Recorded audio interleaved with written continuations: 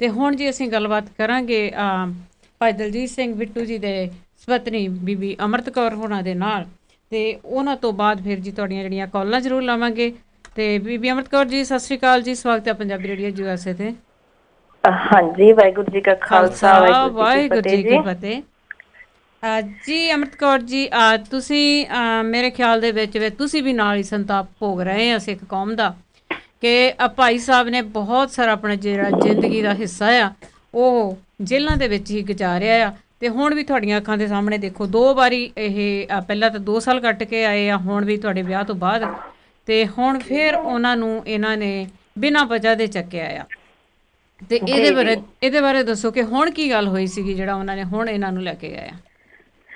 ਦੇਖੋ ਭੈਣ ਜੀ, ਸਭ ਤੋਂ ਪਹਿਲਾਂ ਤਾਂ ਮੈਂ ਤੁਹਾਡੇ ਸਾਰਿਆਂ ਤੋਂ ਹੀ ਜਿਨ੍ਹਾਂ ਨੂੰ ਵੀ ਥੋੜਾ ਥੋੜਾ ਵਿਗਿਆਨ ਹੈਗਾ ਉਹਨਾਂ ਨੂੰ ਪੁੱਛਣਾ ਮੰਗਦੀ ਹਾਂ ਵੀ ਦੇਖੋ, ਆ ਲੋਕਤੰਤਰ ਦੀ ਸਰਕਾਰ ਆ ਜੀ, ਤੇ ਸਾਡੇ ਘਰ ਪੁਲਿਸ ਆਉਂਦੀ ਆ ਸਿਵਲ ਕੱਪੜਿਆਂ 'ਚ, ਉਹਨਾਂ ਕੋਲ ਕੋਈ ਸਰਚ ਵਾਰੰਟ ਨਹੀਂ ਹੈਗੇ ਜੀ, ਇੱਕ ਨੇ ਸੁਪਰੀਮ ਕੋਰਟ ਦੇ ਡੀ.ਕੇ. ਬਾਸੂ ਦੀ ਪੱਛਮੀ ਬੰਗਾਲ ਦਾ ਕੇਸ ਆ 1977 ਦਾ, ਜੀ, ਤੇ ਸੁਪਰੀਮ ਕੋਰਟ ਨੇ ਇਹ ਬਕਾਇਦਾ ਹਦਾਇਤਾਂ ਕੀਤੀਆਂ ਹੋਈਆਂ ਵੀ ਜਦੋਂ ਵੀ ਤੁਸੀਂ ਕਿਸੇ ਦੇ ਘਰ ਜਾਂਦੇ ਆ, ਰੇਡ ਮਾਰਦੇ ਆ ਜਾਂ ਕੁਛ ਵੀ ਆ, ਕਿਸੇ ਨੂੰ ਅਰੈਸਟ ਕਰਨ ਜਾਂਦੇ ਆ, ਤੁਹਾਡੇ ਤੇ ਬਕਾਇਦਾ ਫਿੱਟੀਆਂ ਲੱਗੀਆਂ ਹੋਣੀਆਂ ਚਾਹੀਦੀਆਂ ਜੀ, ਤੁਹਾਡੇ ਕੋਲ ID ਪ੍ਰੂਫ ਚਾਹੀਦੇ ਆ, ਆਪਣੇ ਸਰਚ ਵਾਰੰਟ ਚਾਹੀਦੇ ਆ, ਜੀ, ਤੇ ਤੁਹਾਡੇ ਕੋਲ ਆਰਡਰ ਚਾਹੀਦੇ ਆ। ਜੀ, ਜਦੋਂ ਬਿਲਕੁਲ, ਵੀ ਸਾਡੇ ਘਰ ਪੁਲਿਸ ਆਉਂਦੀ ਆ, ਅਸੀਂ ਉਹਨਾਂ ਨੂੰ ਪੁੱਛਦੇ ਆ ਵੀ ਜੀ ਤੁਸੀਂ ਕੀ ਕੇਸ ਆ, ਕਿਵੇਂ ਆਏ ਹੋ, ਉਹ ਸਾਨੂੰ ਇਹੋ ਜਵਾਬ ਦਿੰਦੇ ਆ ਵੀ ਸਾਨੂੰ ਉੱਪਰੋਂ ਆਰਡਰ ਆ।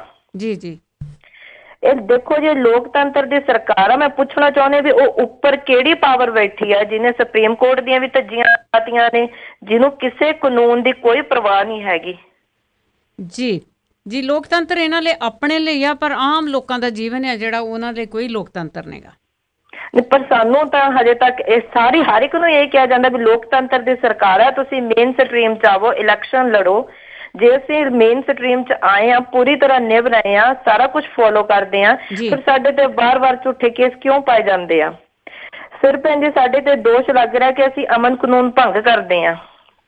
ਜੀ, ਜੇ ਬਿਲਕੁਲ ਤੁਸੀਂ ਜੇ ਚੁੱਪ ਆ ਤੇ ਤਾਂ ਵੀ ਇਹਨਾਂ ਦਾ ਅਮਨ ਕਾਨੂੰਨ ਹੈ ਜਿਹੜਾ ਉਹ ਭੰਗ ਹੋ ਰਿਹਾ ਆ। ਜੇ ਤੁਸੀਂ ਆਰਾਮ ਦੇ ਨਾਲ ਆਪਣੇ ਘਰ ਵਿੱਚ ਬੈਠੇ ਆ, ਨਹੀਂ ਵੀ ਬਾਹਰ ਨਿਕਲਦੇ, ਇਹ ਤਾਂ ਵੀ ਕਹਿੰਦੇ ਆ ਕਿ ਤੁਹਾਡੇ ਕੋਲ ਅਸਲਾ ਨਿਕਲਿਆ ਆ, ਤੁਸੀਂ ਕਾਨੂੰਨ ਭੰਗ ਕਰ ਰਹੇ ਆ। ਜੀ, ਹਾਂਜੀ, ਤੁਸੀਂ ਦੱਸੋ ਅਸੀਂ ਕਿਹੜੇ ਹਿਸਾਬ ਨਾਲ ਅਮਨ ਕਾਨੂੰਨ ਭੰਗ ਕਰਦੇ ਆ?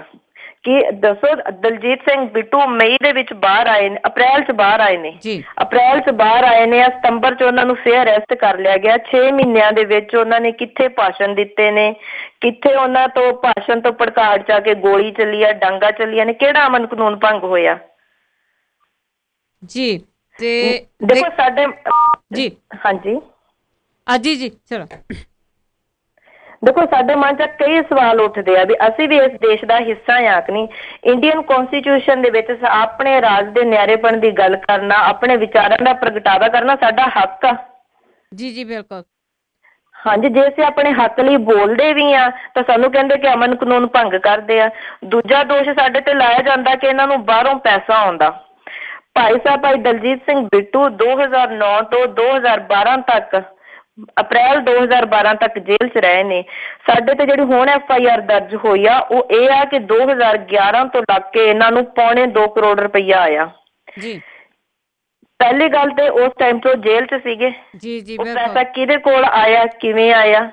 ਦੂਸਰੀ ਗੱਲ ਕਿ ਜੇ ਪੌਣੇ 2 ਸਾਲ ਹੋ ਗਏ ਆ ਪੈਸਾ ਆਉਂਦੇ ਨੂੰ, ਉਦੋਂ ਦੀ ਸਰਕਾਰ ਚੁੱਪ ਕਿਉਂ ਸੀ? ਜੀ, ਜੀ, ਬਿਲਕੁਲ, ਕੀ ਰੀਜ਼ਨ ਆ ਵੀ ਮਜਬੂਰਨ ਉਹਨਾਂ ਨੂੰ ਅੱਜ ਇਹ ਸਟੈਪ ਕਿਉਂ ਚੱਕਣਾ ਪਿਆ? ਜੀ, ਕਿਉਂਕਿ ਸਾਡੀ ਆਪਣੀ ਸਰਕਾਰ ਆ ਨਾ, ਸਿੱਖਾਂ ਦੀ ਆਪਣੀ ਸਰਕਾਰ ਆ ਇਸ ਵੇਲੇ ਪੰਜਾਬ ਦੇ ਵਿੱਚ, ਤੇ ਇਹਦੇ ਤੋਂ ਇਹੀ ਆਸ ਕੀਤੀ ਜਾ ਸਕਦੀ ਆ ਕਿ ਜਿਹੜੀ ਅਮਨ ਕਾਨੂੰਨ ਆ ਦੇ ਵਿੱਚ ਸਿੱਖ ਰਹਿੰਦੇ ਆ ਤੇ ਉਹਨਾਂ ਨੂੰ ਅਰੈਸਟ ਕਰੋ, ਉਹਨਾਂ ਤੇ ਜਿਹੜੇ ਆ ਗਲਤ ਕੇਸ ਪਾਵੋ। ਇਹੀ ਸਾਡੀ ਸਰਕਾਰ ਦਾ ਕੰਮ ਰਹਿ ਗਿਆ ਜੀ। ਦੇਖੋ ਭੈਣ ਜੀ, 6 ਮਹੀਨੇ ਪਹਿਲਾਂ ਸੀ ਭਾਈ ਸਾਹਿਬ ਬਾਹਰ ਵੀ ਜਾਂਦੇ ਸੀ, ਕੋਈ ਪ੍ਰੋਗਰਾਮ ਵੀ ਹੁੰਦੇ ਸੀ, ਕੁਛ ਨਾ ਕੁਛ ਹੈ ਨਾ। ਪਰ ਇਹਨਾਂ ਨੇ 2.5 ਸਾਲ 3 ਸਾਲ ਪਹਿਲਾਂ ਵੀ ਸਾਡੇ ਤੇ ਆਹੀ ਕੇਸ ਲਾਇਆ ਜਿਹੜਾ ਜੀ ਸ਼ਿੰਗਾਰ ਕਾਂਡ ਦੇ ਜਿਹੜੇ ਗਵਾਹ ਨੇ ਉਹਨਾਂ ਨੂੰ ਧਮਕੀਆਂ ਦਿੰਦੇ ਨੇ। ਜੀ, ਜੀ, ਹੁਣ ਫੇਰ ਅਖਬਾਰਾਂ ਦੇ ਵਿੱਚ, ਹੁਣ ਸਾਨੂੰ ਨੀ ਪਤਾ, ਅਖਬਾਰਾਂ ਦੇ ਵਿੱਚ ਫੇਰ ਇਹੀ ਖਬਰਾਂ ਆ ਰਹੀਆਂ ਨੇ ਵੀ ਇਹਨਾਂ ਤੇ ਇਹ ਕੇਸ ਦਰਜ ਹੋਇਆ। ਉਹਨਾਂ ਦੀਆਂ ਤਾਂ ਗਵਾਹੀਆਂ ਵੀ ਹੋ ਚੁੱਕੀਆਂ। ਜੀ, ਜੀ, ਉਹ ਜਿਹੜੇ ਗਵਾਹ ਨੇ ਉਹਨਾਂ ਦੀਆਂ ਗਵਾਹੀਆਂ ਹੋ ਚੁੱਕੀਆਂ ਨੇ, ਉਹਨਾਂ ਨੂੰ ਤਾਂ ਧਮਕੀਆਂ ਦੇਣ ਦਾ ਕੋਈ ਮਤਲਬ ਹੀ ਨਹੀਂ ਰਹਿ ਜਾਂਦਾ। ਜੀ, ਬਿਲਕੁਲ, ਹਾਂਜੀ, ਦੂਸਰਾ ਐਕਟ ਸਾਡੇ ਜੀ, ਜੀ, ਇੱਕ ਐਕਟ ਭੈਣ ਜੀ ਸਾਡੇ ਤੇ ਆਰਮਸ ਐਕਟ ਲਾਇਆ। ਦੇਖੋ ਸਾਡੇ ਘਰ ਦੀ ਤਲਾਸ਼ੀ ਹੁੰਦੀ ਆ, ਪੱਤਾ ਪੱਤਾ ਛਾਣਿਆ, 22 ਬੰਦਿਆਂ ਨੇ ਲਗਾਤਾਰ 5 ਘੰਟੇ ਸਾਡੇ ਘਰ ਦੀ ਤਲਾਸ਼ੀ ਲਈ ਆ। ਜੀ ਇੱਕ ਇੱਕ ਡਰਾ ਨੂੰ, ਇੱਕ ਇੱਕ ਪੇਪਰ ਨੂੰ ਪੜਿਆ ਗਿਆ, ਇੱਕ ਇੱਕ ਡਰਾ ਖੋਲ ਕੇ ਕਿ ਨਹੀਂ ਇੱਕ 5 ਵਾਰੀ ਰਿਪੀਟ ਹੋਇਆ। ਉਹ ਜੇ ਕਮਰੇ 'ਚ 5 ਬੰਦੇ ਸੀ, ਉਹ 5 ਬੰਦਿਆਂ ਨੇ ਇੱਕ ਇੱਕ ਡਰਾ ਦੀ ਤਲਾਸ਼ੀ ਲਿੱਤੀ ਆ। ਜੀ ਜਿਹੜੀਆਂ ਮੇਰੀਆਂ ਪਰਸਨਲ, ਸਾਡੇ ਵਿਆਹ ਨੂੰ 7 ਸਾਲ ਹੋ ਗਿਆ ਜੀ। ਜੀ 4 ਸਾਲ ਭਾਈ ਸਾਹਿਬ ਨੇ ਜੇਲ੍ਹ 'ਚ ਗੁਜ਼ਾਰਿਆ, 3 ਸਾਲ ਬਾਹਰ ਗਏ ਨੇ। ਜੀ ਜੇਲ੍ਹ ਦੇ ਵਿੱਚ ਕਮਿਊਨੀਕੇਸ਼ਨ ਦਾ ਸਾਧਨ ਚਿੱਠੀਆਂ ਨੇ ਸਿਰਫ, ਜੀ ਜੀ ਜਿਹੜੀਆਂ ਜੇਲ੍ਹ ਦੌਰਾਨ ਮੇਰੇ ਘਰ ਵਾਲੇ ਨੇ ਮੈਨੂੰ ਚਿੱਠੀਆਂ ਭੇਜੀਆਂ। ਜੀ ਮੈਂ ਉਹਨਾਂ ਨੂੰ ਦੱਸਿਆ ਵੀ ਇਹ ਮੇਰੀਆਂ ਪਰਸਨਲ ਲੈਟਰਸ ਆ, ਜੀ ਪਰ ਉਹ 2 ਪੁਲਿਸ ਅਫਸਰਾਂ ਨੇ ਬੈਠ ਕੇ ਮੇਰੇ ਸਾਹਮਣੇ ਬਾਰੋ ਵਾਰੀ ਪੂਰੀਆਂ ਦੀਆਂ ਪੂਰੀਆਂ A to Z ਪੜ੍ਹੀਆਂ ਗਈਆਂ ਨੇ। ਅੱਛਾ ਜੀ ਜੀ ਦੱਸੋ ਇਹ ਕਿਹੜਾ ਲੋਕਤੰਤਰ ਆ ਵੀ ਸਾਡਾ ਕੁਝ ਵੀ ਪਰਸਨਲ ਨਹੀਂ ਰਹਿ ਗਿਆ।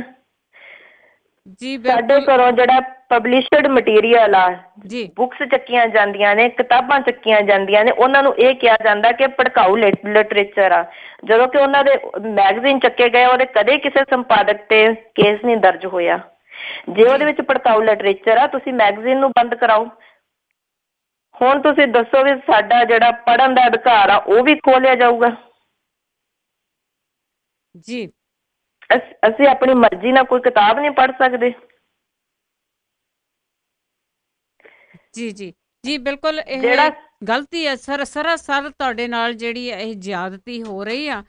ਤੇ ਪਤਾ ਨਹੀਂ ਇਹ ਗਵਰਨਮੈਂਟ ਆ ਜਿਹੜੀ ਇਹ ਕੀ ਕਰਨਾ ਚਾਹੁੰਦੀ ਆ ਤੇ ਕਿਉਂ ਬਾਰ-ਬਾਰ ਇਹ ਸ਼ਾਂਤੀ ਨਾਲ ਰਹਿ ਲੈ ਲੋਕਾਂ ਨੂੰ ਵੀ ਤੰਗ ਕਰਦੀ ਆ, ਜਿਹੜੀ ਤੁਸੀਂ ਲੋਕਤੰਤਰ ਦੀ ਗੱਲ ਕੀਤੀ ਆ। ਤੇ ਨਾਲ ਹੀ ਮੈਂ ਤੁਹਾਨੂੰ ਪੁੱਛਣਾ ਚਾਹਾਂਗੀ ਕਿ ਜਿਹੜੇ ਸ਼੍ਰੋਮਣੀ ਕਮੇਟੀ ਦੇ ਹੈਗੇ ਆ ਮੱਕੜ ਸਾਹਿਬ, ਅਵਤਾਰ ਸਿੰਘ ਮੱਕੜ, ਤੇ ਉਹਨਾਂ ਦਾ ਵੀ ਬਿਆਨ ਹਾਂਜੀ ਆਇਆ, ਕਹਿੰਦੇ ਤਾਂ ਹੀ ਫੜਿਆ ਹੋਣਾ ਆ, ਕੁਛ ਤਾਂ ਇਹਨਾਂ ਦੇ ਕੋਲੋਂ ਗਲਤ ਚੀਜ਼ ਨਿਕਲੀ ਹੋਣੀ ਆ, ਕੁਛ ਨਾ ਕੁਛ ਤਾਂ ਹੋਇਆ ਹੋਊਗਾ। ਨਹੀਂ ਨਹੀਂ, ਤੁਸੀਂ ਦੇਖੋ ਸਾਡੇ ਘਰੋਂ ਪੁਲਿਸ ਗਈ ਆ, ਉਹ ਜੀ ਇੱਕ ਵੀ ਚੀਜ਼ ਦੱਸ ਦੇਣ ਵੀ ਇਹਨਾਂ ਦੇ ਘਰੋਂ ਫੜੀ ਗਈ ਆ। ਜੀ ਆਰਮਸ ਐਕਟ ਪਾਇਆ ਉਹਨਾਂ ਨੇ, 4 ਘੰਟੇ ਪਿੱਛੋਂ ਇਹਨਾਂ ਨੂੰ ਕੋਰਟ 'ਚ ਪੇਸ਼ ਕੀਤਾ। ਆਰਮਸ ਦਾ ਕੋਈ ਇਹੋ ਜਿਹੀ ਚੀਜ਼ ਨਹੀਂ ਹੈਗੀ ਜੇ ਤੁਹਾਡੇ ਘਰੋਂ ਲੱਭਦਾ ਤੁਸੀਂ ਜਦੇ ਪਾ ਦਿਓ। ਜੀ ਇਹਨਾਂ ਨੇ ਉਹ ਸਾਡੇ ਤੇ ਧਾਰਾ ਲਾਈ ਆ, ਪਰ ਉੱਥੇ ਕੁਛ ਨਹੀਂ ਦਿਖਾਇਆ ਵੀ ਅਸੀਂ ਕੀ ਰਿਕਵਰੀ ਕੀਤੀ ਆ। ਜੀ ਜੀ ਅੱਛਾ, ਕੋਈ ਉਹਨਾਂ ਦੇ ਕੋਲ ਫੋਟੋਗ੍ਰਾਫ ਨਹੀਂ, ਕੋਈ ਵੀਡੀਓ ਨਹੀਂ ਬਣਾਈ ਜਿਹੜਾ ਸ਼ੋਅ ਕਰਦੇ ਆ ਕੋਰਟ ਦੇ ਵਿੱਚ ਜਾ ਕੇ ਕਿ ਆਹ ਕੁਛ ਨਿਕਲਿਆ ਤੁਹਾਡੇ ਘਰੋਂ? ਨਹੀਂ, ਉਹਨਾਂ ਨੇ ਵੀਡੀਓ ਬਣਾਈ ਹੈ ਭੈਣ ਜੀ, ਪਰ ਵੀਡੀਓ ਉਹਨਾਂ ਨੇ ਬਣਾਈ ਆ। ਉਹ ਜੀ ਆਪਣੀ ਜੇਬ ਚੋਂ ਕੱਢ ਕੇ ਪਿਸਤੌਲ ਫੜਾ ਦੇਣ ਜੀ ਤੁਹਾਨੂੰ, ਜੀ ਉਹਨਾਂ ਨੇ ਜੀ ਜੇਬ ਚੋਂ ਕੱਢਦਿਆਂ ਦੀ ਵੀਡੀਓ ਨਹੀਂ ਬਣਾਉਣੀ, ਉਹਨਾਂ ਨੇ ਤੁਹਾਨੂੰ ਫੜਾਉਂਦਿਆਂ ਦੀ ਵੀਡੀਓ ਬਣਾਉਣੀ ਆ। ਰੱਖਿਆ ਜੀ, ਠੀਕ ਹੈ ਜੀ, ਠੀਕ ਆ ਜੀ ਵੀਡੀਓ ਅਸੀਂ ਨਹੀਂ ਬਣਾਈ, ਵੀਡੀਓਗ੍ਰਾਫੀ ਉਹਨਾਂ ਨੇ ਕੀਤੀ ਆ। ਜੀ। ਤੇ ਇਹ ਤਾਂ ਜੀ ਬਿਲਕੁਲ ਸਰਾਸਰ ਜ਼ਿਆਦਤੀ ਹੈਗੀ ਆ। ਜਿਨ੍ਹਾਂ ਨੂੰ ਵੀ ਫੜਿਆ, ਭਾਈ ਸਾਹਿਬ ਨੂੰ, ਕੁਲਵੀਰ ਸਿੰਘ ਜੀ ਬੜਾ ਪਿੰਡ ਨੂੰ ਤੇ ਭਾਈ ਦਲਜੀਤ ਸਿੰਘ ਬਿੱਟੂ ਨੂੰ ਫੜ ਕੇ ਲੈ ਕੇ ਗਏ ਆ, ਬਾਰ-ਬਾਰ ਉਹ ਬਿਨਾਂ ਵਜ੍ਹਾ ਦੇ ਫੜ ਕੇ ਲੈ ਕੇ ਜਾਂਦੇ ਆ। ਤੇ ਜੀ ਅਸੀਂ ਬੜੀ ਜਿਹੜਾ ਬਾਹਰਲਾ ਸਿੱਖ ਜਗਤ ਹੈਗਾ ਬਿਲਕੁਲ ਤੁਹਾਡੇ ਨਾਲ ਆ, ਬਿਲਕੁਲ ਉਹ ਤੁਹਾਡੇ ਕਹਿੰਦੇ ਹੁੰਦੇ ਆ ਦੁੱਖਾਂ ਦੇ ਨਾਲ ਸਾਂਝੀ ਆ, ਪਰ ਜਿਹੜੀ ਇਹ ਗੌਰਮੈਂਟ ਦੀ ਜ਼ਿਆਦਤੀ ਆ ਤੇ ਉੱਥੇ ਅਸੀਂ ਜਿਹੜਾ ਆ ਅਸੀਂ ਜ਼ਰੂਰ ਸਾਡੇ ਬਾਹਰ ਰਹਿੰਦੇ ਸਿੱਖਾਂ ਨੂੰ ਇਹ ਕਹਿਣਾ ਚਾਹਾਂਗੇ ਕਿ ਤੁਸੀਂ ਜਦੋਂ ਵੀ ਆਉਂਦੇ ਆ ਪੰਜਾਬ ਤੋਂ, ਕੋਈ ਵੀ ਸੰਤਰੀ ਮੰਤਰੀ ਕੋਈ ਵੀ ਆਉਂਦਾ ਆ, ਜਾਂ ਮੱਕੜ ਸਾਹਿਬ ਆਉਂਦੇ ਆ, ਜਾਂ ਕੋਈ ਸ਼੍ਰੋਮਣੀ ਅਕਾਲੀ ਦਲ ਦਾ ਬੰਦਾ ਆਉਂਦਾ ਆ, ਤੇ ਜ਼ਰੂਰ ਸਾਰਿਆਂ ਨੂੰ ਪੁੱਛਿਆ ਜਾਵੇ ਕਿ ਕੈਸਾ ਲੋਕਤੰਤਰ ਆ ਪੰਜਾਬ ਦੇ ਵਿੱਚ, ਕਿ ਆਮ ਲੋਕਾਂ ਦਾ ਜਿਹੜਾ ਜੀਵਨ ਆ ਉਹਨੂੰ ਖਰਾਬ ਕੀਤਾ ਜਾ ਰਿਹਾ। ਤੇ ਤੁਸੀਂ ਆਪਣੇ ਬਾਹਰ ਰਹਿੰਦੇ ਸਿੱਖਾਂ ਨੂੰ ਕੀ ਸੰਦੇਸ਼ ਦੇਣਾ ਚਾਹੁੰਦੇ ਆ? ਦੇਖੋ ਭੈਣ ਜੀ, ਇਹ ਪੰਜਾਬ ਦੇ ਵਿੱਚ ਇੱਕ ਸਾਡਾ ਦਰਦ ਨਹੀਂ ਹੈਗਾ, ਇਹ ਇੰਡੀਆ ਦੇ ਵਿੱਚ ਹਰ ਉਸ ਸਿੱਖ ਦਾ ਦਰਦ ਆ ਜਿਹੜਾ ਸਿੱਖੀ ਤੇ ਪਹਿਰਾ ਦਿੰਦਾ ਆ। ਜੀ ਜੀ ਇੱਥੇ ਜਿਹੜਾ ਵੀ ਕੋਈ ਅਸੀਂ ਹੁਣ ਬਾਣੀ ਪੜ੍ਹਦੇ ਆ, ਵਿਚਾਰ ਕਰਦੇ ਆ, ਬਾਣੀ ਤੇ ਪਹਿਰਾ ਦਿੰਦੇ ਆ। ਸਾਡਾ ਸਭ ਤੋਂ ਵੱਡਾ ਦੋਸ਼ ਇਹੀ ਆ, ਜੇ ਤੁਸੀਂ ਇੰਡੀਆ ਦੇ ਵਿੱਚ ਰਹਿਣਾ ਆ, ਸਿੱਖੀ ਪਾਠ ਬਾਣੀ ਪੜ੍ਹਨੀ ਆ, ਬਾਣੀ ਤੇ ਚੱਲਣਾ ਆ, ਤਾਂ ਉਹਨੂੰ ਇਹੀ ਕੁਛ ਭੋਗਣਾ ਪਊਗਾ ਜੋ ਅਸੀਂ ਅੱਜ ਭੋਗ ਰਹੇ ਆ। ਜੀ ਜੀ ਸੋ ਇਹ ਸਾਡਾ ਕੱਲਿਆਂ ਦਾ ਦਰਦ ਨਹੀਂ ਹੈਗਾ, ਇਹ ਸਾਰੀ ਸਿੱਖ ਕੌਮ ਦਾ ਦਰਦ ਆ। ਇਹ ਸਾਡੀ ਕੱਲਿਆਂ ਦੀ ਲੜਾਈ ਵੀ ਨਹੀਂ ਹੈਗੀ, ਇਹਦੇ ਲਈ ਆਪਾਂ ਨੂੰ ਸਾਰਿਆਂ ਨੂੰ ਇਕੱਠੇ ਹੋ ਕੇ ਲੜਨਾ ਚਾਹੀਦਾ ਹੈ, ਲਾਮਬੰਦ ਹੋਣਾ ਚਾਹੀਦਾ ਆ। ਤੁਹਾਡੀਆਂ ਸਰਕਾਰਾਂ ਨੇ, ਤੁਸੀਂ ਅਮਰੀਕਾ ਦੀ ਸਰਕਾਰ ਨੂੰ, ਕੈਨੇਡਾ ਦੀ ਸਰਕਾਰ ਨੂੰ ਕਹੋ ਕਿ ਇੰਡੀਅਨ ਸਰਕਾਰ ਤੇ ਪ੍ਰੈਸ਼ਰ ਪਾਉਣ, ਉਹਨਾਂ ਨੂੰ ਪੁੱਛਣ ਕਿ ਕੀ ਰੀਜ਼ਨ ਆ ਵੀ ਤੁਸੀਂ ਸਾਨੂੰ ਹੁਣ ਬੋਲਣ ਦਾ ਵੀ ਹੱਕ ਨਹੀਂ ਹੈਗਾ। ਜੀ ਬਿਲਕੁਲ, ਤੁਸੀਂ ਬੋਲਣ ਦਾ ਕਿਹਾ ਆ, ਉਹਨਾਂ ਨੇ ਤਾਂ ਬਿਨਾਂ ਬੋਲਿਆ ਹੀ ਉਹਨਾਂ ਨੂੰ ਚੱਕ ਲਿਆ ਆ। ਤੇ ਤੁਹਾਡੇ ਸਾਹਮਣੇ ਹੀ ਹੋਇਆ, ਤੁਹਾਡੇ ਅੱਖਾਂ ਦੇ ਸਾਹਮਣੇ ਹੀ ਹੋਇਆ ਆ ਕਿ ਉਹ ਬੋਲਤੀ ਤਾਂ ਉਹਨੇ ਬਿਲਕੁਲ ਬੰਦ ਕੀਤੀ ਹੈ ਕਿ ਆਪਣੀ ਸਰਕਾਰ ਆ।